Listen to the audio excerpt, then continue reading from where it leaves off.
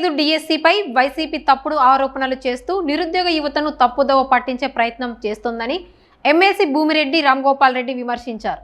కడపలో డిఎస్సి ద్వారా ఉద్యోగాలు పొందిన అభ్యర్థులు నిరుద్యోగ యువతతో జరిగిన సమావేశంలో ఆయన మాట్లాడుతూ పారదర్శకంగా 16,347 ఉపాధ్యాయ పోస్టులను భర్తీ చేసిన ఘనత సీఎం చంద్రబాబు నాయుడు, విద్యాశాఖ మంత్రి నారా లోకేష్కే దక్కుతుందని అన్నారు. స్పోర్ట్స్ కోటాలో అక్రమాలు జరిగాయని చేస్తున్న ఆరోపణలను నిరూపించాలని సవాల్ విసిరిన ఆయన ఉద్యోగాల కోసం డబ్బులు తీసుకున్నట్లు ఆధారాలు ఉంటే బయట పెట్టాలని వైసీపీ నాయకులను డిమాండ్ చేశారు. గత 5 ఏళ్లలో ఒక్క డిఎస్సి కూడా నిర్వహించలేని వైసీపీ ఇప్పుడు మాట్లాడే నైతిక హక్కు లేదని మండిపడ్డారు. ఆనందంగా సంతోషంగా గడుపుకోవాల్సిన సమయంలో ఇలాంటి ఒక ఆందోళనకరమైన పరిస్థితిలో మానసిక సంఘర్షణ జరుగుతున్న పరిస్థితుల్లో సమావేశంలో పాల్గొనాల్సి రావడం చాలా దురదృష్టకరమైన సంఘటన, చాలా బాధాకరమైన సంఘటన. అంటే భారతదేశంలో ఎక్కడా కూడా స్వాతంత్రం వచ్చినప్పటి నుంచి ఇలాంటి దుస్థితి ఎక్కడ కూడా రాదు. బ్రహ్మాండంగా సవ్యంగా 100% జరిగిన రిక్రూట్మెంట్ లో ఉద్యోగంలో చేరి దాదాపు 8-9 ఏళ్ళు జీతం తీసుకొని ఒక అకాడమిక్ ఇయర్ పూర్తి చేసుకున్న పరిస్థితుల్లో ఇవాళ రాజకీయ పార్టీ ముందుకు వచ్చి మేము దీంట్లో అవగాహన జరిగినాయి, మేము అధికారంలో వస్తే ఇప్పుడు బట్టిన 16,000 మంది ఉపాధ్యాయులు అందరూ కూడా తొలగించడం జరుగుతుంది. ఎవరైతే అనర్హులుగా ఇంటి దగ్గర ఉన్నారో, పరీక్ష ఫెయిల్ అయ్యారో వాళ్ళందరికీ ఉద్యోగాలు ఇస్తారని చెప్తున్న ఒక మానసిక రోగం ఉన్న రాజకీయ నాయకులు మనం చూస్తా ఉన్నాం. అనేక ప్రాంతాల్లో అవసరం జరిగిన గతంలో మన జిల్లాలో కూడా 2006 సంవత్సరంలో డిఎస్సి జరిగింది. స్వర్గీయ వైఎస్ రాజశేఖర రెడ్డి గారు ముఖ్యమంత్రిగా ఉన్న సమయంలో డిఎస్సి జరిగింది. డిఎస్సి జరిగితే ఇక్కడ నుంచి పరీక్ష పేపర్లు ఉంది ఓఎంఆర్ సీట్లో హైదరాబాద్ తీసుకోపోయినప్పుడు అప్పుడు ముఖ్యమంత్రి సమీప బంధువులు రక్త బంధువులు ఓఎంఆర్ జవాబు పత్రాలను కర్నూలులో అడ్డుకొని తీసుకొని బెదిరించి వాళ్ళని లొక్క తీసుకొని వారికి కావాల్సిన అభ్యర్థులందరికీ ప్రయారిటీ కేసులో ఉద్యోగాలు వచ్చే విధంగా మార్పులు వేసుకుని రిజల్ట్ అనౌన్స్ చేసిన సంఘటన కూడా మన జిల్లాలో చూసాం. అలాంటి సంఘటనలు 2025 సంవత్సరంలో డిఎస్సిలో ఎవరైనా చూసినారా? పలానా రాజకీయ నాయకుల దగ్గరకో, పలానా మంత్రి దగ్గరకో, పలానా ఎమ్మెల్యే దగ్గర, పలానా ఎమ్మెల్సీ దగ్గర పోతే ఉద్యోగం ఇప్పిస్తారని చెప్పి ఒక చిన్న చర్చ ఎక్కడైనా జరిగిందా? అది లేదు. ఆఖరు మీరందరూ కూడా ఉద్యోగం ఇచ్చిన తర్వాత కౌన్సిలింగ్ ప్రక్రియ జరిగింది. ఏ రాజకీయ నాయకుల దగ్గరికైనా, ఏ ఒక్కరికైనా ₹1 డబ్బు ఇచ్చినా, ఎవరైనా పైరవీ చేసినా సరే మీరు పాఠశాలకు కేటాయించాలని అందరూ కూడా సైలెంట్ అడుగుతారు. ₹1 డబ్బు లేకుండా ఉద్యోగం వచ్చింది, ₹1 డబ్బు ఖర్చు పెట్టకుండా, పైరవీ లేకుండా, ఎవరి రెకమెండేషన్ లేకుండా మీకు కావాల్సిన మేరకు, మీ ర్యాంక్ మేరకు మీకు పాఠశాలను కేటాయించబడింది. ఎక్కడ ఉంది రాజకీయం? ఇంత పారదర్శకంగా ఇంత జరిగితే ఈరోజు ఉపాధ్యాయుల మీద యుద్ధం ప్రకటించారు. చాలా అన్యాయం అని చెప్పి చెప్తా ఉన్నా. ఎంతో పారదర్శకంగా గౌరవ ముఖ్యమంత్రి గారు పదవీ ప్రమాణం చేసి సచివాలయంలో బాధ్యతలు తీసుకున్న మొట్టమొదటి రోజే మా అందరి సమక్షంలో ఆయన డిఎస్సి పైన సంతకం చేయడం జరిగింది.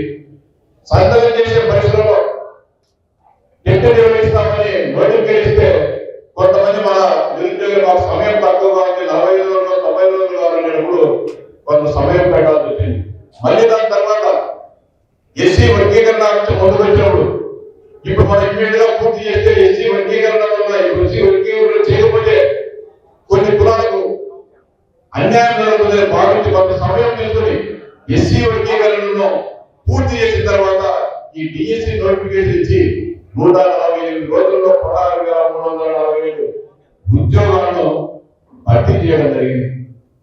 ఇంకా మాట్లాడతారు, పేపర్లు జరిగినాయి, గుంపులు రాసుకున్నారు, ఒకరిపై వాళ్ళు చూస్తారని.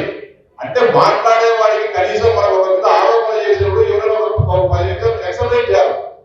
ఒక ఇద్దరు డిఎస్సి పిల్లలతో ఫోన్ చేసి మీకు ఎంత పరీక్ష జరిగింది, కంప్యూటర్ బేస్డ్ పరీక్ష లేకపోతే పేపర్లు రాసినారా, అట్టలు తీసుకోమని రాసినారా, ఒకరి పక్కన ఒకరు కూర్చొని రాసినారా, ఏమైనా అనుకోకుండా ఒకరికొకరు చూసుకుని రాసినారు, ఒకరి మొక్కలు చూసుకున్నారు, ఒక గ్రూప్ లో 100 మంది కూర్చోబెట్టి రాస్తున్నారు,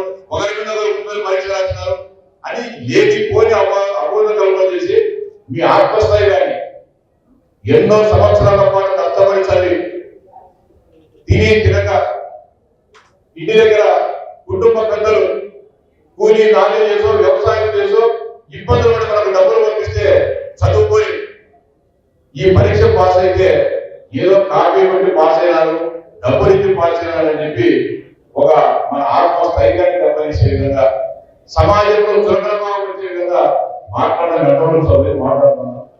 ఎవరో కాపీ కొట్టి డబ్బులు ఇచ్చేసో స్కూల్లో చెప్పి స్కూల్లో పిల్లలు మన గౌరవం ఇవ్వరు. ఆ అమ్మాయికి ఏమవుతుందో చదువు కాపీ కొట్టి వాక్యం చెప్తారు పోదామన్నారు, ఆడికే పోదామన్నారు, నాకేం చెప్తారు పోదామని అని చెప్పి మన దగ్గర చదువుకునే పిల్లలు గౌరవించారు.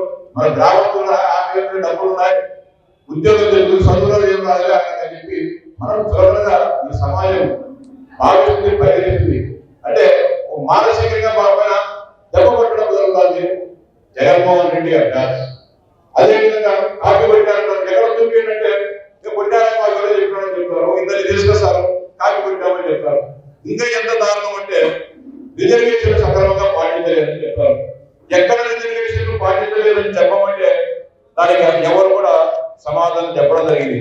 స్పష్టంగా డిఎస్సి ఇచ్చేటప్పుడు, డిఎస్సి నోటిఫికేషన్ ఇచ్చేటప్పుడు హారిజాంటల్ రిజర్వేషన్ పద్ధతిలో నోటిఫికేషన్ రిక్రూట్మెంట్ జరుగుతుంది అది స్పష్టంగా అందరికీ కూడా నిరుద్యోగ ఉపాధ్యాయులందరూ కూడా చెప్పిన తర్వాత ఇవ్వడం జరిగింది. ఆ ఇచ్చిన నోటిఫికేషన్ లో కూడా హారిజాంటల్ రిజర్వేషన్ లో మహిళలకు 33.33%, డిజేబుల్డ్ పర్సన్స్ కు 4%, ఎక్స్ సర్వీస్ కు 2%, మెరిటోరియల్ స్పోర్ట్స్ పర్సన్ కు 3%. గతంలో 2% స్పోర్ట్స్ కోటాలో 3% పెంచడం జరిగింది.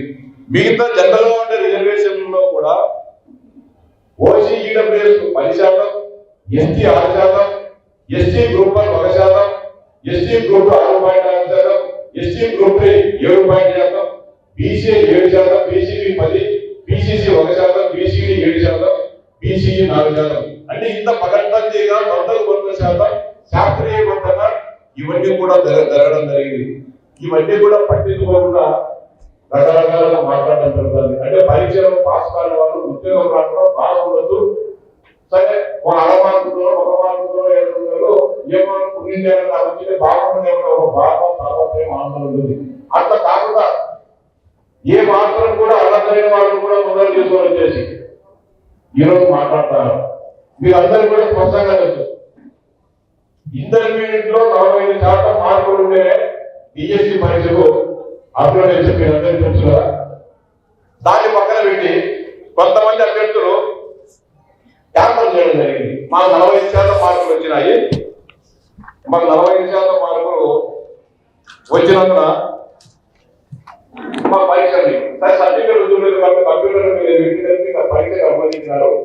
పరీక్ష కూడా వాళ్ళకు మంచి మార్కులు కూడా రావడం జరిగింది. వచ్చిన తర్వాత వాళ్ళను సర్టిఫికేట్ వెరిఫికేషన్ రమ్మని చెప్పడం జరిగింది.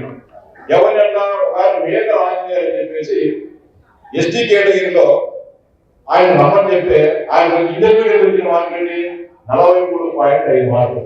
సర్టిఫికేట్ వెరిఫికేషన్ వచ్చిన తర్వాత అయ్యా 45% మార్కులు నీకు రావాలి కదా ఇంటర్మీడియట్ లో, ఈ 43% మార్కులు మాత్రమే వచ్చినాయి, నువ్వు అన్నప్పుడు నువ్వు తిరిగి చెల్లమని చెప్పి చెప్పడం జరిగింది.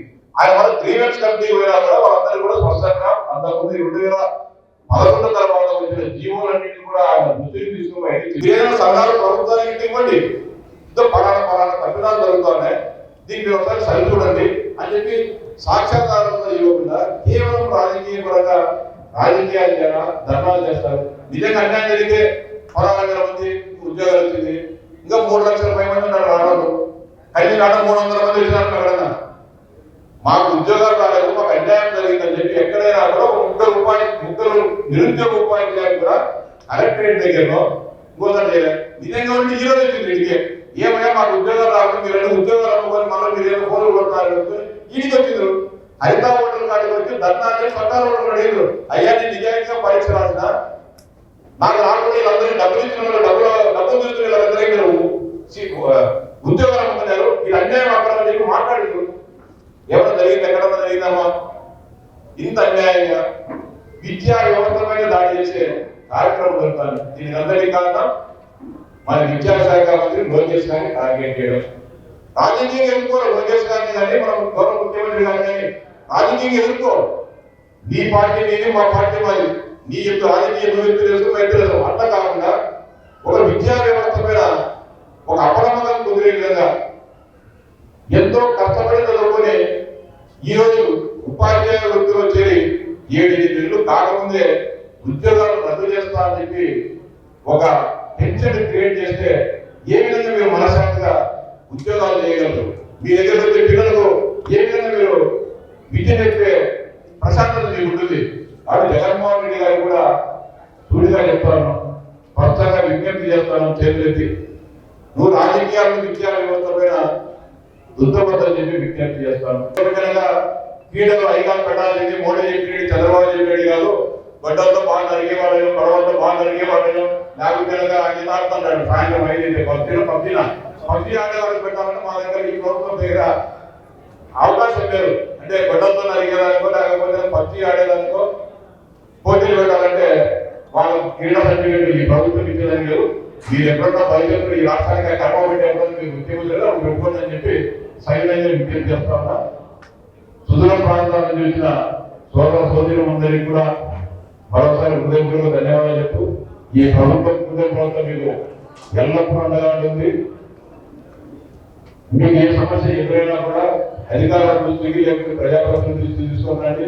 నేను కూడా మీకు నిరంతరం అందుబాటులో ఖచ్చితంగా మీ అందరికీ అందరం కూడా కలిసికట్టుగా దుర్మార్గులు చేసే పోరాటాలు అన్నింటినీ కూడా అడ్డుకొని మీ భావి ఉద్యోగ జీవితం అంతా కూడా సజావుగా సుఖమయంగా జరిగే విధంగా అందరూ కూడా కలిసికట్టుగా పోరాటం. ఏ సమస్య వచ్చినా కూడా మీరు ప్రభుత్వం దృష్టికి తీసుకురావాలని సవినయంగా విజ్ఞప్తి చేస్తూ దూర ప్రాంతాల నుంచి ఇక్కడ చేసిన మీకు అందరికీ కూడా హృదయపూర్వక ధన్యవాదాలు.